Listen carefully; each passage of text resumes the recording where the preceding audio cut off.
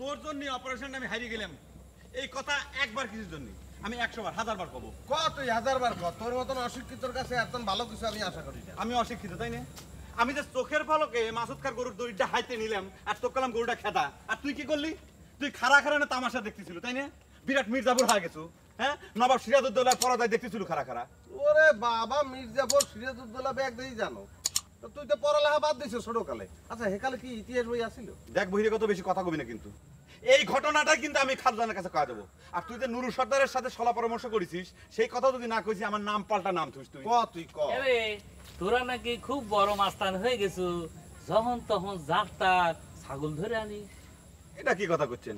আমরা মাস্তান হবো কিসের জন্য? আমরা হইলাম আমাদের মালিকের হুকুমের গোলাম। হ্যাঁ, ওই যে আলাউদ্দিন আছে না, আলাউদ্দিনের চেরাগের দৈত্যের লাহান হুকুম করে আমরা কি হাজির হই। হো হো হো হো হো। চপ, তোর কাছে কেউ সিনেমা দেখবে নাই। আর ওই দুধ তো কেবা করে বোতলে ভর্তি হয় তা পাবলিক ভালো করেই জানে, বুঝছে? একটা রক্ত চোষার সাথে থাইকে মানুষের শত্রু হয়ে না। তোমরা যুবক পোলাপা, সামনে মেলা দিন পড়ে আছে, তাই কথাটা কলা। ভবিষ্যতে এত ভালো করে কর পরিস্থিতি নাও থাকতে পারে, বুঝেছ?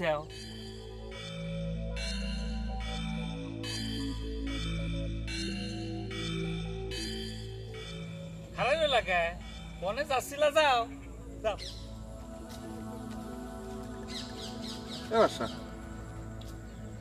আজ কি তোর মুখ দিকে ঘুমাইতে উঠছিলাম? কে এ কথা করছো কে? না ব্যাগ যাই তো খালি ধরা খাইতে আছি আজ। মাসুদ খা মাথা ফাটাই দিতে চাইলো, এরপরে জহর আলী এবার। দেখ বহিরে কত বেশি কথা কবি না কিন্তু। আমি এই কথা কিন্তু খালদানের কাছে কয়ে দেবো। খারাইছি মেলা কথা জমিয়ে গেছে তোর। এই নতুন নিয়ম শুরু করলো নাকি? সম্রাটের নাম আগে করছো?